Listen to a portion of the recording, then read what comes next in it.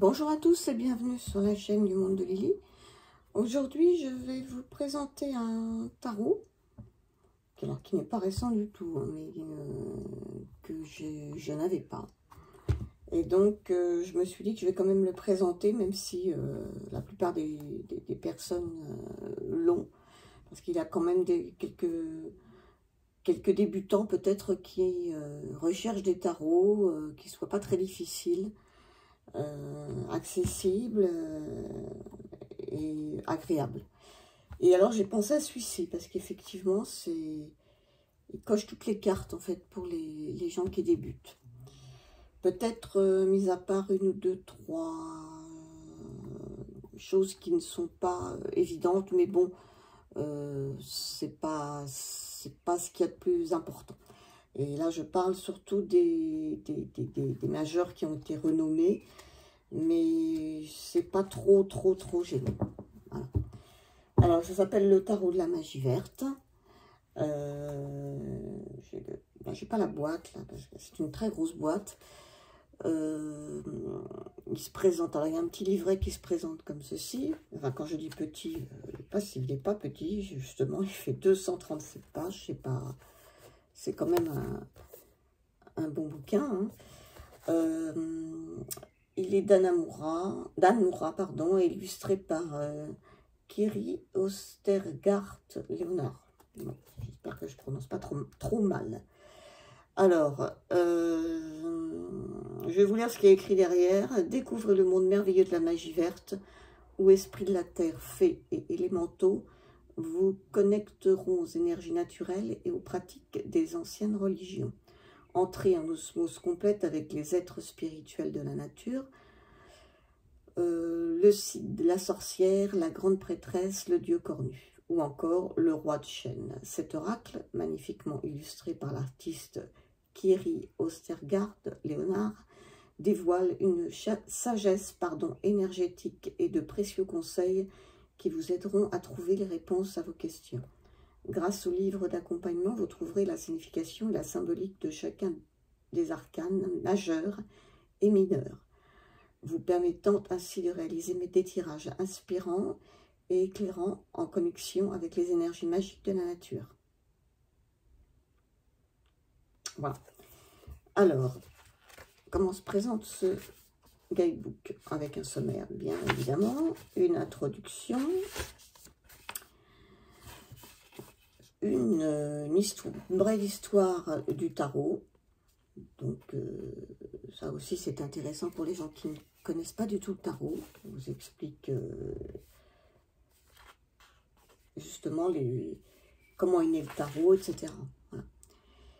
Et là, on vous donne justement les explications de ce tarot, la magie verte, avec les correspondances. Alors, moi, j'ai marqué les correspondances des arcanes majeurs. L'homme vert, bon, je marque à côté, moi, le fou, la sorcière, c'est le magicien, la grande prêtresse, ça ne bouge pas, l'impératrice devient la terre-mère, l'empereur devient le dieu cornu, etc. Donc ça, c'est la seule difficulté, si je puis dire, de ce tarot, c'est que pratiquement toutes les arcanes majeures ont été renommées. Mais bon, il suffit, alors au début c'est un peu perturbant, mais il suffit après de noter sur un petit bout de papier, comme moi je le fais au crayon, les correspondances, et puis après on est habitué. Donc c'est la seule chose hein, pour quelqu'un qui débute. Voilà. Après, on vous explique les cartes inversées. Consacrez votre jeu de tarot, commencez un tirage, le tirage par lui-même, les utilisations du tarot. En fait, il y a vraiment une introduction avant de passer aux arcanes assez conséquente et intéressante. Et après, dans le chapitre 1, on passe aux arcanes majeures. Là, vous avez sur une page la carte en noir et blanc, et à côté, tout un texte. Alors là, le fou, c'est l'homme vert. Et il y a quand même pas mal de textes qui est assez intéressant. Hein, où on vous décrit la carte. On vous donne la signification, la carte inversée et des mots-clés. Possibilité de mettre des petites notes si vous le souhaitez à la suite. Et c'est comme ça pour toutes les arcanes. Après, on passe aux arcanes mineurs. Alors, on a les pentacles. Les épées ont été renommées, mais c'est facile quand même, hein, c'est les atanés. Les bâtons, c'est les baguettes. Donc, c'est facile aussi. Hein. Bâton, baguette, c'est pas trop difficile à comprendre. Et les coupes, ce sont les calices. Donc, pareil, là, c'est très facile. Je dirais que les mineurs ont été aussi renommés, mais c'est plus facile à s'y retrouver. Ensuite, on vous donne des exemples de tirage. Le cercle de la sorcière, la croix élémentaire, la roue de l'année, la pyramide mystique, le carré aux 9 cartes. Vous avez même la possibilité de faire des réponses par oui ou non. L'arbre de vie. Je crois que c'est tout. Et une conclusion. Et un à propos de l'auteur et un à propos de l'artiste. Voilà. Donc c'est un livre assez complet qui est proposé. Les cartes sont des cartes glossy avec des... Alors, le mien, oui, je l'ai déjà utilisé. C'est le problème de ces comment dire, des tranches dorées. Je l'ai utilisé, mais je ne peux pas dire que je l'ai utilisé énormément. Et il commence déjà à s'abîmer. Ça va encore, mais quand même, si on regarde bien, il y a des... Voilà, donc ça, c'est pour ça que je dis à chaque fois que je préfère les cartes avec des tranches neutres, parce que dans le temps, ça se garde quand même beaucoup mieux. Alors, c'est très joli au début, oui, mais il faut, à la limite, il ne faudrait pas les utiliser, quoi. Alors, bon. Le dos, ben, le dos, il est très beau. Et puis, je vais vous montrer un petit peu les... Je vais vous montrer les cartes. Alors, la seule chose que j'ai dû mettre dans l'ordre, dans le bon ordre, c'est les majeurs. Après, je crois que c'est dans le désordre. Alors, bon, je vais aller assez rapidement parce que je pense que, comme je dis, la majorité d'entre vous le connaissent. Mais il me manque déjà la première. Voilà. Donc, ça, c'est le fou. Hein. Je vais peut-être faire comme ça. Il y a peut-être des reflets brillants parce qu'ils sont glossés. Alors, moi, j'aime bien dans ce tarot, c'est le côté nature. Il est vraiment ancré dans le monde de la terre, des gens qui vivent de la terre, des paysans, c'est ce qui me plaît, parce que la magie verte en soi, en fait, moi, je ne connais pas grand-chose dans tous ces domaines-là. Moi, je m'attarde surtout sur le côté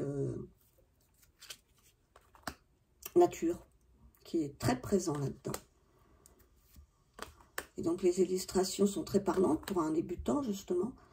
Comme je disais, à part avoir renommé les arcanes, là, on peut vraiment laisser parler son intuition.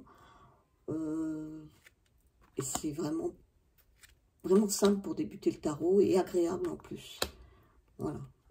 Donc ça, c'était le majeur. Alors, le reste, je ne vais pas du tout trier.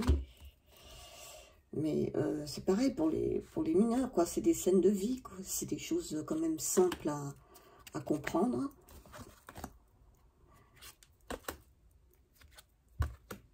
Et quand on débute, bah, c'est bien agréable quand même d'avoir ce genre d'illustration, plutôt que d'être obligé de se plonger dans un livre constamment parce qu'il y a 3 épées, 4 épées, 2 coupes. Bon, là, je parle du tarot de Marseille, hein, mais qui est peut-être quand même ce qui est le plus compliqué pour ce qui est des mineurs. Mais même certains tarots sont quand même très complexes, hein, même avec des illustrations. Faut pas Alors celui-ci, il est vraiment parlant. Puis je veux dire, j'ai l'impression, je vais y arriver, les illustrations sont vraiment agréables. Il y a de belles couleurs,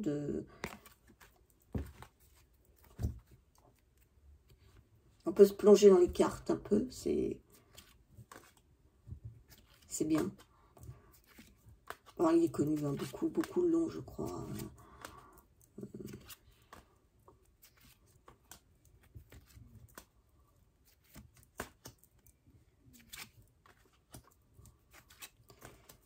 Mais bon, je voulais quand même le présenter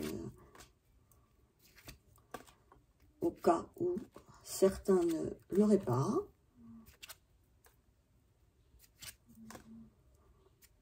Ou tout simplement pour le plaisir de le voir. Il dort peut-être dans un de vos placards. C'est possible, parce qu'au bout d'un moment, c'est ce qui se passe. Inévitablement, on passe à autre chose. Hein. C'est un peu normal. Hein. Alors, voilà. Et voilà. Donc là, pour moi, je vous ai tout montré. J'espère quand même que cette petite présentation, ou représentation, parce qu'on le voit sur beaucoup de chaînes, vous aura quand même fait plaisir. Merci de ne pas oublier de me faire un petit coucou, un petit commentaire, ou ce que vous voulez, un petit bonjour tout simplement. Ça me fera toujours plaisir. Moi, je vous dis une bonne journée. Bye bye.